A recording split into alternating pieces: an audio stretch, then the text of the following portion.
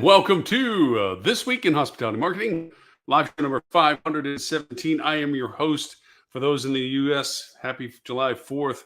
For those of you outside the U.S., particularly in London, England, and United Kingdom, as my friends Tris Hayward and Ben said, the ungrateful colonial day. Anyways. It is that time of year in the middle of summer for most. Europe's going through quite a heat wave, especially Southern Europe. And we are having lots of storms and increased weather and so forth. So there are mixed results as to the celebration capabilities and so forth. But I think everyone's going to get their fireworks off for the most part. But that's not why we're here. We're here to talk about hospitality marketing. And now that we're back and in the menagerie of a messy office, kind of going through as we're scaling up what's happening in our current economics, what's happening, seasonal cycle, so forth and so on. There is a predominant and dominant, that's a multiple use, of a buzzword AI. Now, it's no longer a buzzword. It's a very large shift in what's going on, how it's going on, and so forth. And I can tell you, it's absolutely amazing, the creativity and the usability and what you can change with using AI. And we mentioned, of course, the very large conferences that just happened about now 2 weeks ago, High Tech with HFTP, and then HSMAI's commercial conference being put together. And everybody I've debriefed with, because I didn't go because I was still in Europe at the time, talked about how literally if you look down the agenda item, AI was in the context of every presentation for the most part. But as I mentioned before, they all refer to the fact that nothing was talked about what to do with it, how to measure it, other than just telling you observationally that it's here. You should try thinking about it. It's affecting your business. You should use it in your business, and good luck. We're all counting on you. And they left the stage kind of mentality. Very few guidance suggestions were put into them. I'm not saying all the presentations were neutral, but that was a bit of a bane of a conference. Nobody's going to give you the secret sauce from the stage. But they are going to talk about how they somehow know something about it that you don't, and you're going to be impressed with the fact that they were on the stage to say it. I'm sounding bitter, am I? Anyways, the idea is that we talked about last week, the two fundamental requests that you need to do with AI is how do you measure it and what can you do about influencing it? So our topic today is following the same conversation, but this isn't a buzz title conversation just to get you to listen to our show. We get plenty of people all over the world, 209 countries to listen to our show. Even in the odd time zones that it lands in, we do recast it on Wednesdays, 11:30 a.m., both in London time for our EU friends and 11:30 a.m. Wednesday mornings, Sydney time for our APAC friends. And the media skis covered with the EU. And South Africa actually gets cut with them too. So strange word on that. But the concept of AI is more than just watching the events unfold with it.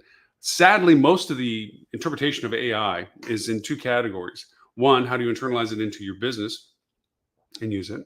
Like, how to create better emails and how to recap conversation or how to auto reply on social and so forth. And then the other is talking about it in a very flat way, asimilar to how we approach traditional SEO. So, topic today, no more tease. Your brand is only as strong as the answers AI gives about it. Now, this isn't a contrived statement. It's actually exceptionally true. One, for how it uses the data that it's discovered about you, and two, how it future uses the data that it discovered about you. And what I mean is that is the key element to how to rethink what AI and your business are interacted with. Here's certain realities, and I'll say this just in general realities of the clients that I work with and from those that I talk with on our Hospitality Marketing Club and for those that I talk outside that environment as to the impact of AI. Organic production is changing. For the most part, organic production is going down. Think of it as to how you see current search engine result pages already. Google has placed its Gemini on top of everything, on top of its own answer boxes, on top of its own paid sections, on top of now what would be organic below it, to the point that you have to really descend down the page to get to the organic listings. And then you find quickly that the organic listings were actually used in the generation of the AI on the top of the page. So you begin to pattern not looking deeper. So Gemini is pushing that out. Bing Copilot, ChatGPT, all of that is being shoved into Bing. AI is being put first and foremost as a single solution or conversation for you, hoping that abates what you were looking for in a full answer. Now, AI was grown in the world of data that we had structured for SEO. And SEO is a very linear production. We put content in a progressive order for the bots to crawl and index what they find about us. And they go through a protocol, which is the algorithm that's the mystery of the universe is still, and will probably always be, as to how they approach our data. We've influenced it to some degree when we say don't follow, so forth and so on. But for the most part, when we want them to see our data, they first have to confirm a progression of what we are, our NAP information, name, address, phone number kind of mentality. Then what is what are we called after the naming of it? What is it? What is our purpose to this? This usually runs into the traditional SEO concepts of meta tags, what we bold and put into larger font, H1s, H2s, and so forth. Our prioritization of our website structure. What do we feature first on our main pages? What other things are connected to those main pages? Then it goes into more progression as to who uses us with our links. What content is it that we are sharing and also being shared from? And these create an authority ranking procedure. We've gone through this whole discussion. And for those with SEO, I'm really preaching to the choir of Captain Obvious stuff. This is the world of SEO. And this is the world that AI learned from. It learned to look at the content. Now, this is where we begin to diverge as to AI versus SEO results. I would be very safe to say, and this is going to looking at resources that are very much on the forefront of the discussions, the search engine lands and so forth, that are more public-facing discussions about this, that at least a quarter persistently, and I can say that definitively for everyone I work with and talk to, and probably more, actually is more, a quarter of your traffic right now organically is derived from long language models, AI bots. And what they do is, like we discussed last week, they're not looking for the accumulation of options of data. They're not trying to create a result page that you then choose what it is that you think is the most relevant to why you're looking for it. They're looking for the solution to what you asked of it. So they're looking for that entity of answer. Okay.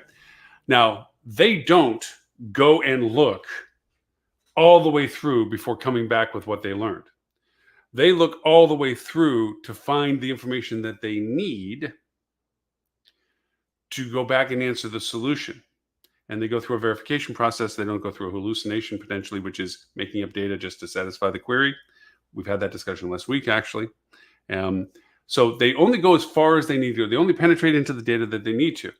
And the data that they get to use, when you think of Gemini, Google, when you think of Bing and ChatGPT, you think of Microsoft, they are farming the data that they've already reached out to. So what you have is, think of ChatGPT when it first came out, and a huge discussion of, do you let bots crawl over your content? And they basically went in and read the whole library before the library knew that they checked out all the books and read them all. Now the library says, hold on here, we're not going to let everybody in. So they put a bot fence up that says, no, if you're an AI bot, or if you're a search engine bot, really, in some circumstances, you're not allowed to look at our data behind what we're saying this is. That's mostly good, and it mostly works. There are some things out there now. Cloudflare just announced that they've defaulted the fact that they block all AI bots so that that people aren't getting their data used for indexing for free. But they also talked about a model where it's a pay-for program, a PPC of its own type, pay per crawl. And that's to say, okay, you can crawl, but you have to pay to do it. And depending upon what you're crawling, you pay incrementally as to what you are acquiring to. This is meant for content developers to retain control over what their content's for and monetize the fact that they're the ones that came up with the content. I'm for it, especially when you think that there's things like places like Wall Street Journal and things like this that have pay gateways. Same mentality, pay to get into the data. But what happens with those pay gateways, automation-wise, is once they're in through the gates, boom, they ravage the city. This ability to stop at any incremental place that you want to for bot control is a relatively new thing, but I think it's going to burgeon as people begin to realize the possessiveness of the content that they have. Not to use their images to create AI images, not to use their written content to re-educate or educate AI. So, going back to our context of your brand is only as strong as the answers AI gives about it, this is where AI and SEO truly diverge in the value proposition to your property. Most discussions in our industry right now, and in general industries right now, is approaching the AI project from the same tools we use for our SEO. Proper schema. For those unfamiliar with schema, schema is the behind the scenes content that is in usually a JSON profile, which is a very well understood language because it's been used for so long.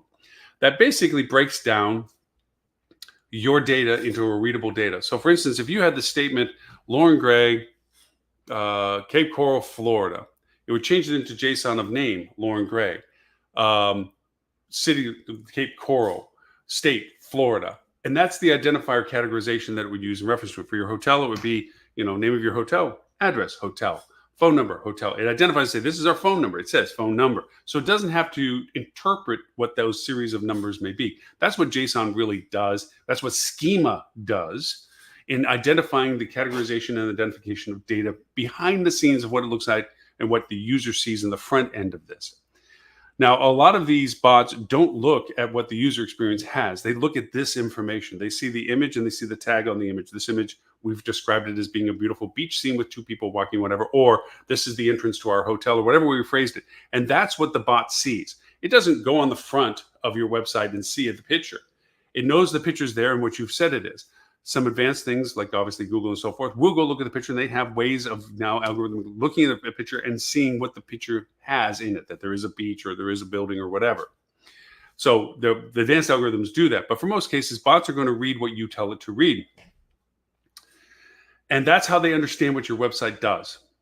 Now, again, search engines are perpetually looking at everything that you have, all your pages, where do they go, what are they connected, who's connected to you. That's the crawling process. That's when you ask Google to recrawl, that's what you're asking it to do. When you have other bots looking at you, that's what they look to do. And that data is used to give a search engine result based on the applicability of the relevance of the query that it's trying to provide the information for. Now, that page, that what we just described was organic results. That's how you show up in organic results, position 1 and descending. Your relevance is based on your positioning, based on the query.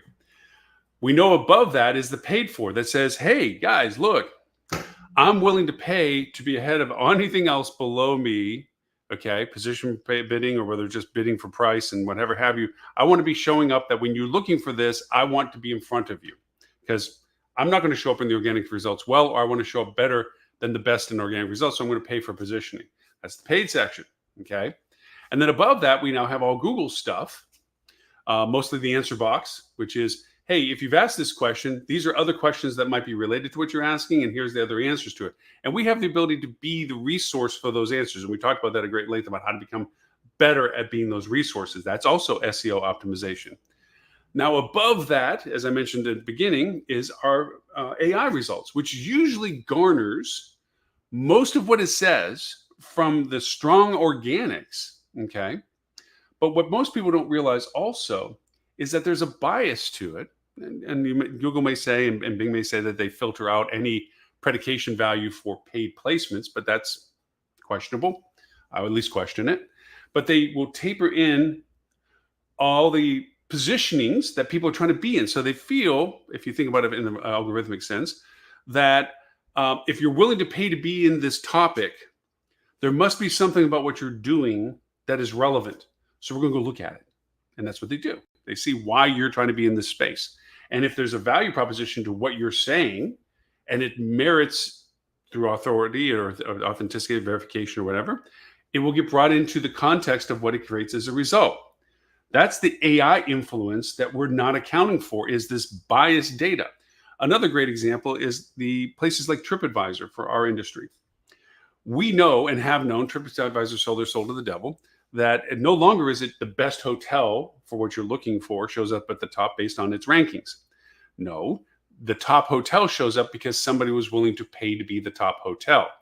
Well, AI goes in to look, they crawl, and they see this hotel that's on the top of the list. They don't discern, or right now we're not aware that it discerns. You can create ways of modifying that, but we're not going to go down that rabbit hole. That they're basically saying, oh, what's this hotel? It's number one in this category of what I'm looking for data.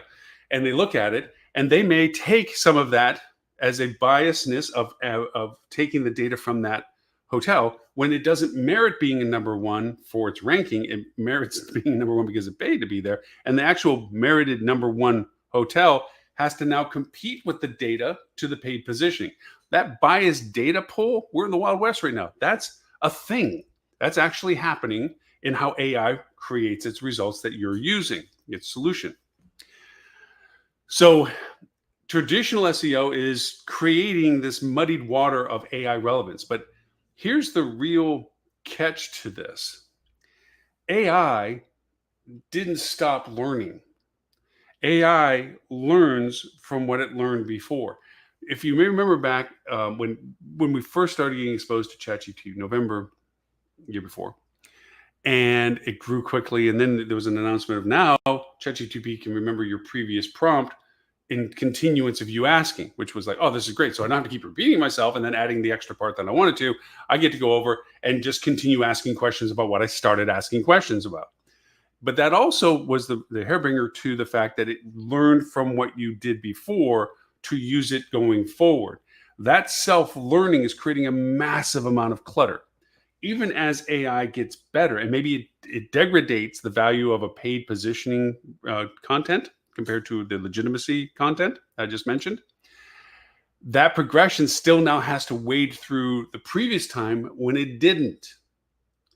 And it has to unlearn that wasn't a good data source to have. And unfortunately, that string of vector data, I'm not going to go down that rabbit hole either, but is hard to dilute out over time. So we're getting a bunch of garbage basically that's being used in the AI results, not to mention AI's hallucinogenic capability of it wants to create a solution, so much so that it will create data or information that it needs to create that solution.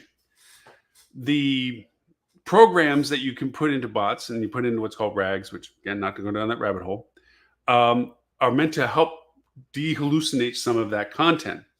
The reality of it is, though, you actually have to go through the process as well. Once you're presented with results, you have to go and see if those results actually work. I don't know how many times some of you have said, oh, make me a PowerPoint presentation of such and such. And you go to click the link that's supposed to be there for it. It says, oh, this doesn't exist. It made it up. If you did a Google map, doing this really cool thing with creating itineraries in Google Maps, but not going down that rabbit hole, it will make up links to restaurants that, the restaurant may exist, but the link doesn't. That's a good thing. At least the restaurant's legit, but the link isn't, or the tour guide ticket link is not there, but the ticket tour guide is there. So you have to go in and find it yourself. Those hallucinations you have to actually check on for yourself. A lot of people don't do that. And a lot of people ask very shallow questions. Sometimes it's just clarification questions. What are my choices of hotels when traveling to downtown Baltimore that are less than $250 that allow pets? Boom. It'll give you answers. The unfortunate part of it is that some of the hotels in reference may not be because the hotel says it takes pets, but the brand it's related to said it does, but the hotel, because of its name, then does take pets. I'm explaining an exact example of something that goes wrong. You have to confirm that that's legit. So now you're double duty, because now you're getting the answers you want, great, but you really have to then confirm the answers. So that's not so great. But what's happening with AI is that everybody that's talking about what you should do about it is still discussing it in the same methodology that we do SEO. Part of it is true because AI has learned from how we did SEO and how we structured our data before. But what it's not accounting for is what I just mentioned about the AI created data that is beginning to expand in contrast to the SEO data. And eventually, based on progressive growth usages, will begin to dominate the data that is out there. Plus two, as we get smarter about limiting the access to data, pay gateways I just mentioned with the Cloudflare option, people wanting to block bots in general because they don't want their data used for creation of AI generated stuff and so forth, it's going to begin to heavily bias the data that it can get to. It's going to use data that is not the best data because you blocked the data or the data that was blocked. Okay. And so it's going to reuse the data, and it's going to reuse the AI data that wasn't filtered against TripAdvisor's paid positioning. It's going to use the data that it made up, or another AI made up about it that it used and said, well, that looks like good data. Let's use that. It's going to start creating lies on top of lies, basically. So you need to help change that. You need to redefine what you're doing. And I would say, for all the advice you're seeing out there, what little there is out there about clarifying your schema, redefining your content to user-generated queries, being good about identifying exactly value propositions to specific things. In other words, going back to the full circle, Hakuna Matata circle of life, that when we first started writing websites 25 years ago, 27 years ago, 28 years ago, don't want to show age. Write it for the person that's reading it. Put the content that people want to know. Put the images to support the content that you're talking about. We're back to that UI, the user face first, and then SEO second. We kind of blurred that line and had changed the prioritization actually over time. Where first we did that, then it was like, no, you got to write for the search engines as well. Then it was like, no, you really have to focus on the search engines, and the UI is going to come afterwards because they're using search engines and not your website. And now we're back to the put your content together for user. But here's the real rub of it all, is that people are not getting to you anymore. That's why getting content value is going down, is because even though they may have used your content, which you hope they did, in the answer box or in the AI, it doesn't mean that they had to go to your website to get it. They were satisfied with what AI and the answer box came up with, and they moved on. So you have to enhance what you're doing in a way that can improve your ability to be a part, by name, by brand, in the solution that's being presented. Now, I'm going to join the group of everybody else that's not going to give you the secret sauce.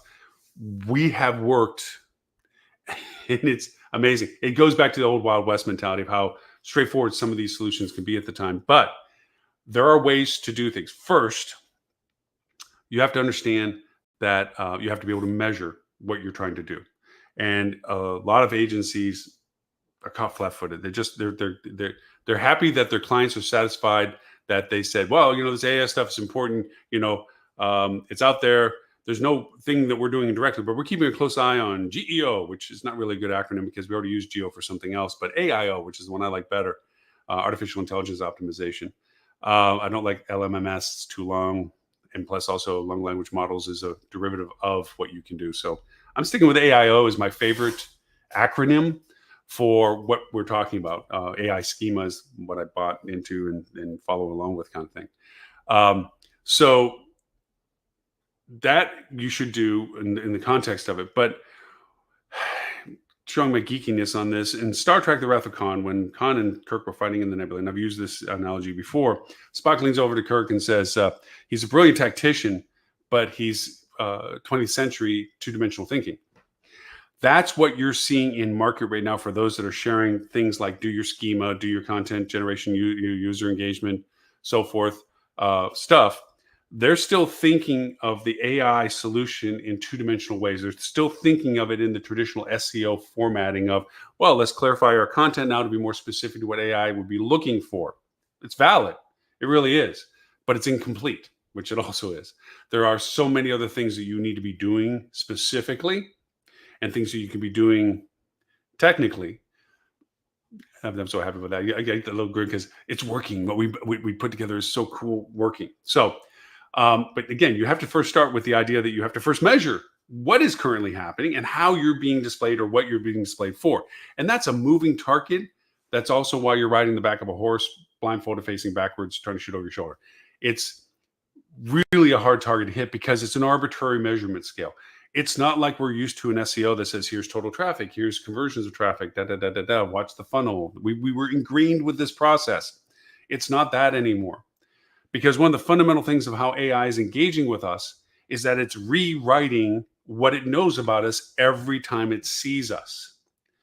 That's why the topic today is your brand is only as strong as the answers AI gives about it. Because as the AI comes and develops its understanding of you from its need to understand you, like if somebody asked about great beach resorts in Vero Beach and you're one of the ones that show up well for that, it's going to remember that for the reasons that it found that. Okay.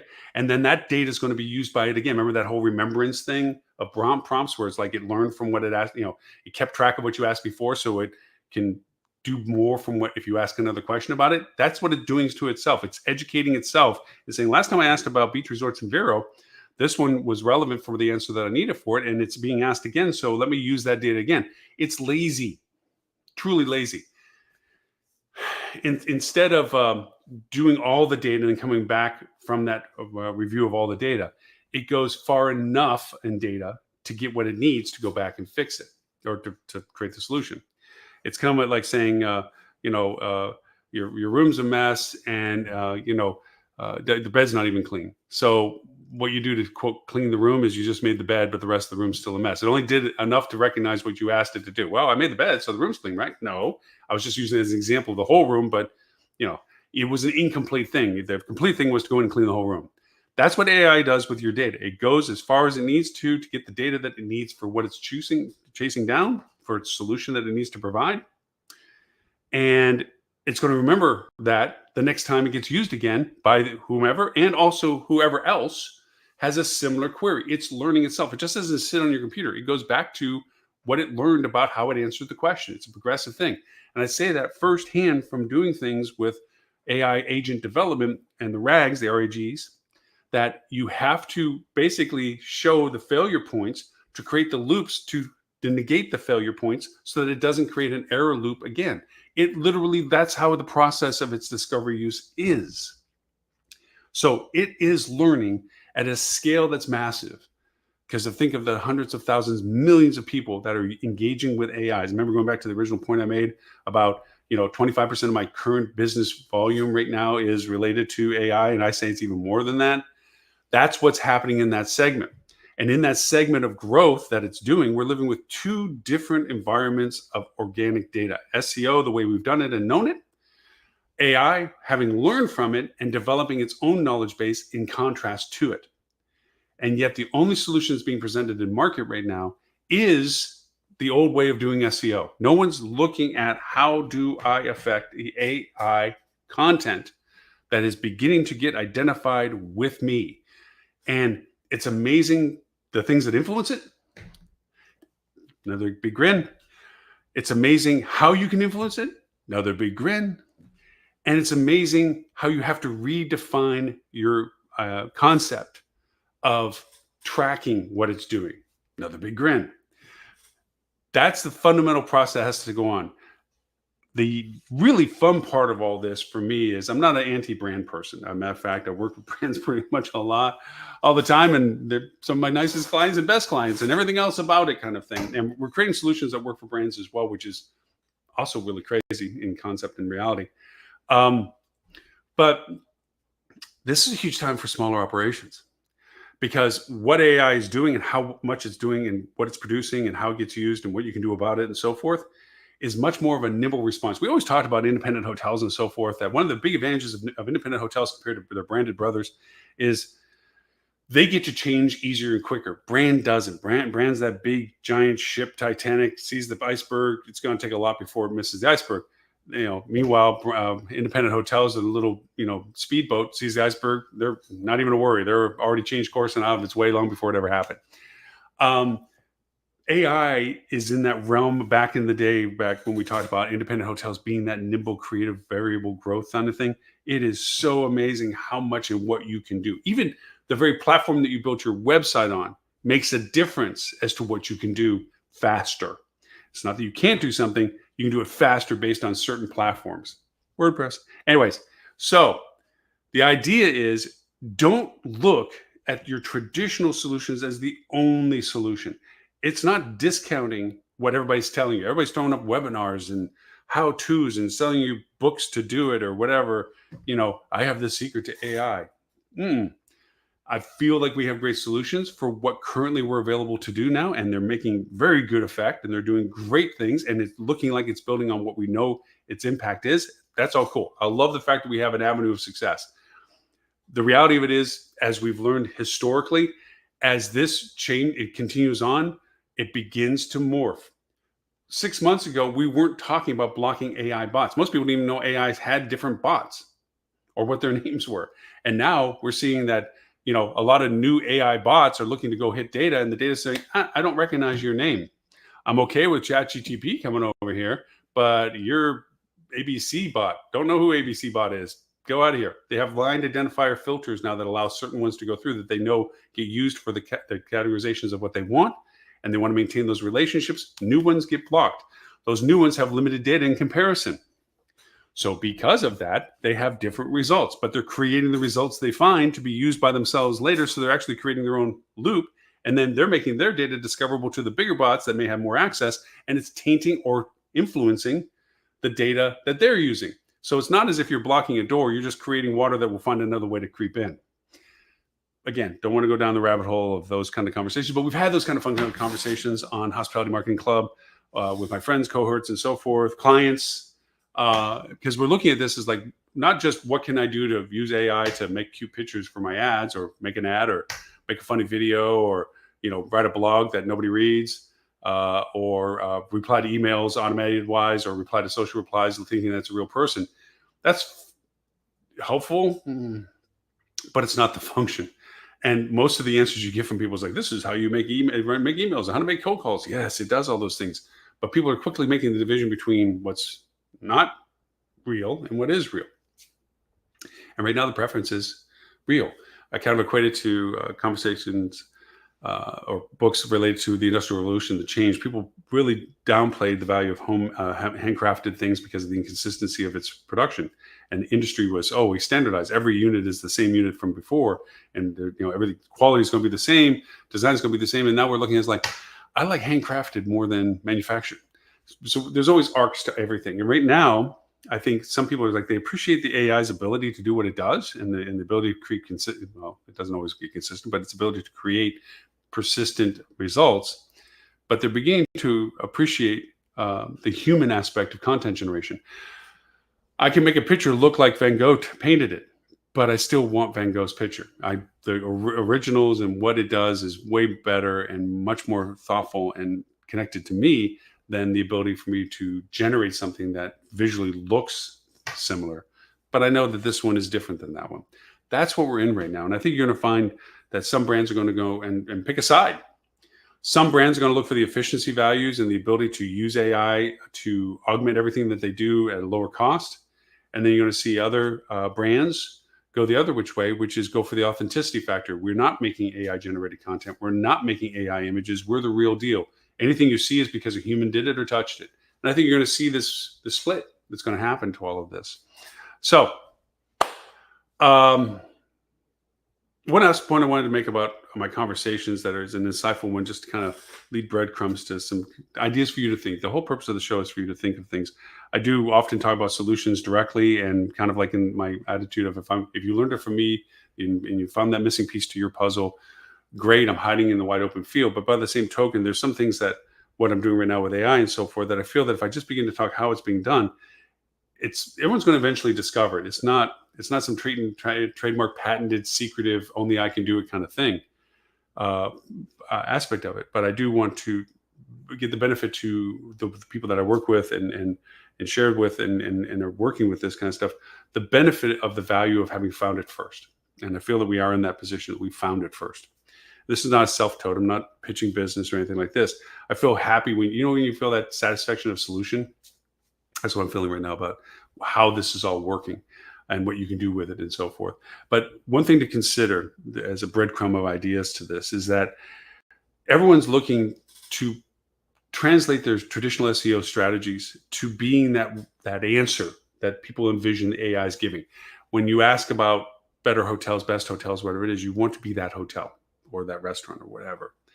And in all honesty, that's not what the battle's won. We condemned those people that focused on the ZMOT, zero moment of transaction, that all of this happened beforehand in the funnel environment that we're so familiar with, all the people that were first looking at and discovering what we were doing, and then the people that went from that process into the education process of learning about us to determine if we're still of interest to them, down to the decision process. And that's where you see all these people advertising, because they didn't want to talk to people that might, the cost of talking to a lot of people that didn't actually buy something was a pretty heavy cost. We talk about top of the funnel advertising. We've had those discussions for years. By the way, we're going into our 11th year. Yeah, clicking the 10 year, 10 year, we're in the 11th year. We're in our 11th year. What am I saying? Anyways, so you have all of this, and people run the ZMOT. That's why the clustered ads. That's why the ads were always focused on the conversion value and so forth. People are doing it again with AI. They want to be that singularity in the solution that AI provides. This is the hotel, your hotel. This is the restaurant, your restaurant.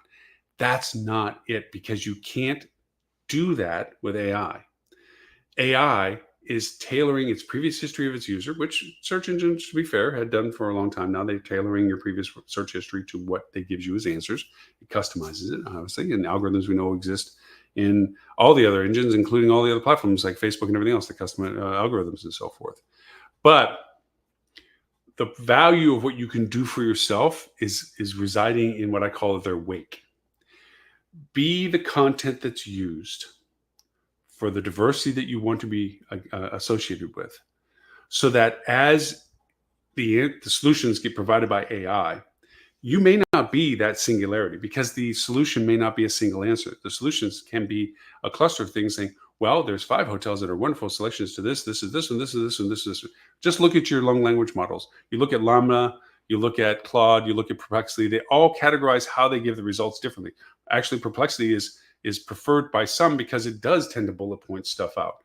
And those bullet points can be your selection. So in a strange way, it's giving a cumulative answer, but it's still giving you variations. And it'll get different with that depending upon the clarity of the question you ask.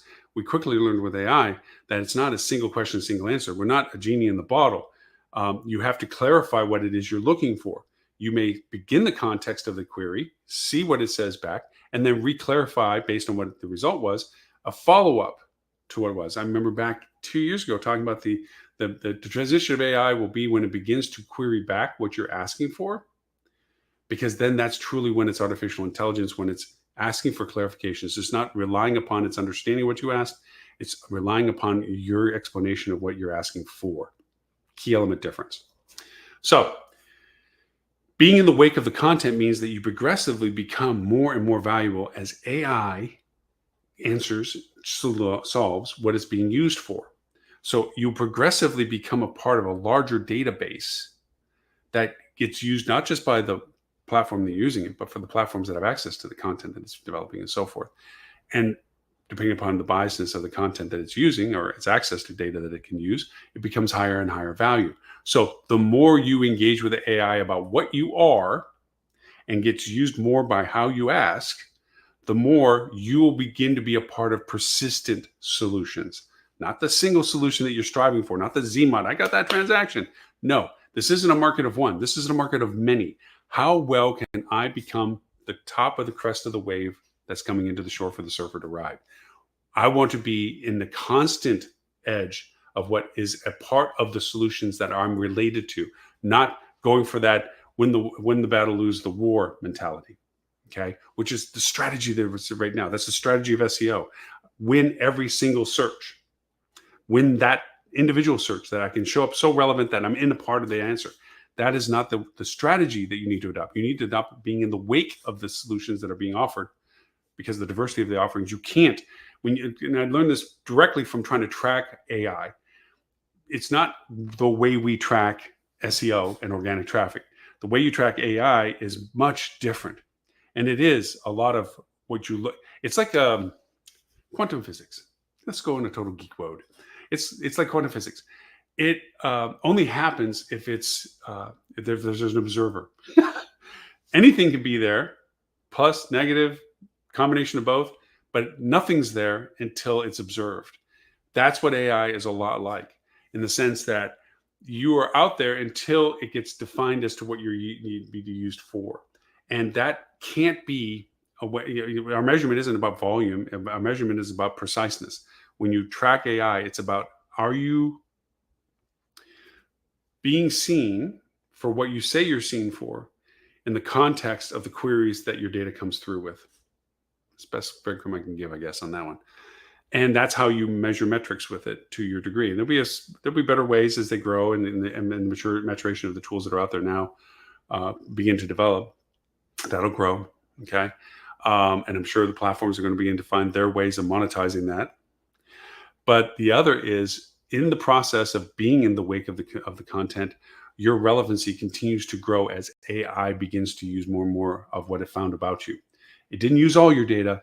It's growing your value because of the data it did find.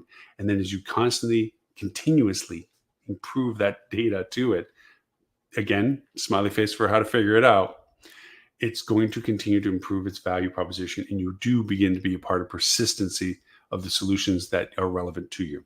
There. Secrets of the universe, or almost anyway. Anyways, it is working. I'm not pie in the skying it. I'm not talking about this is my random thought of the day. This is functional value of how things work. And I hope it makes you sit and think about ways that you can reapproach how you're approaching AI. If you're obviously join the Hospitality Marketing Club, if you want to have more engaged, we're having a fascinating conversation about it perpetually.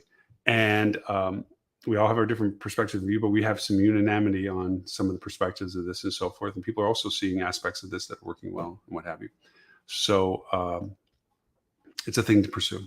Anyways, want to get you off to, if you're in the domestic US, the likelihood of watching me later is probably higher than the likelihood of watching me now because it's a holiday day. Although I do have the fan faithful, which I sincerely appreciate, that they, regardless, they'll try to catch me live whenever they can, regardless if it's a holiday. And I deeply appreciate them. I do appreciate all those that I see in different time zones watching on different platforms. If you're catching us on our TV channel, the Hospitality Channel, thank you so much. You can get it on your Roku TV, Amazon TV, your Google TV, your Apple TV. Just look for the Hospitality Channel. The show's always on the free side of the pay gateway. Behind the pay gateway is a lot of cool hospitality content specific to the industry. We're not a travel channel or a food channel. We're about hospitality industry. So we talk about hospitality industry. If you catch us on radio, or hospitality radio, I see our TV channels in 209 countries and hospitality radios in 39 countries. We do translate the show into 11 languages based on the populations of the highest volume of countries tracking, like Filipino, Japanese, Korean, Spanish. There's a variety of languages around the world, and we do change them from time to time based on ebb and flow of which countries, and we try to throw some other ones in that we see persistent viewership on that we haven't translated to, so that there's an ease and convenience. It drops a closed caption on the bottom in the language. So you hear me ranting in English, but you seem to make more sense to me in closed caption. Radio station, lots of fun, lots of different content that comes up. We have sales channel. Well, we have our marketing side. We have our sales podcast hour. We have our operations hour. We have HR hour. We have a bunch of different ones on the radio station. If you want to catch any of all of these things, hospitalitychannel.tv is our I Love Lucy rerun website, which has all of our shows, all of our radio podcasts, and so forth, and our podcasts, radio shows and podcasts. And you can go by data broadcast, content, and or co-host on there if there was one. Catch it all there. Of course, the Hospitality Channel is an app, so you can catch it on Apple in the App Store, and also in Google and Google Play. And then you can watch TV or watch me on your phone if that's what you would like to do, which I hope you would at least enjoy the content of it. And of course, we simulcast with a lot of our association relationships.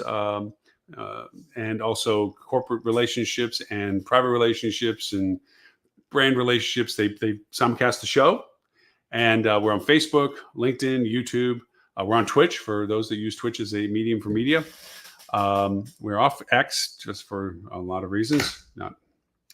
Anyways, and we're actually thinking about going into the WhatsApp world with the club group because the Hospitality Club, our Hospitality Marketing Club, and if you want to join us, go to hospitalitymarketing.club. You'll see just a box. Put your email in. We'll send you a quiz. If it verifies that you are a current active hospitality marketer through a little quiz, then you're going to send an invite and you join the group. And there's different groups of interest, and there's also different peer groups where you don't want to always have to be the smartest person in the room, so to speak, and always explain to those that are there when you're there seeking information. So we have tiered relationships that you begin to go into that if that relationship is depending on your engagements, you then talk to people that are love is much smarter than me, and talk through lots of fun perspectives and challenge our perspectives and share ways of doing things. And we're not competing with each other. We're trying to share and understand the same process that each of us deal with every day. So that's the hospitalitymarketing.club. So there's all the self-promotion I can toss in the end of the show. Again, we simulcast this on Wednesdays for different time zones. Please catch it if you're there. If you haven't catch us live now, and most of you do, a lot of our viewers actually do the post-play. Anyways. Happy July 4th to all those in the United States. And until next week, my name is Lauren Gray. I thank you for the privilege of your time and looking forward to talking to you next week.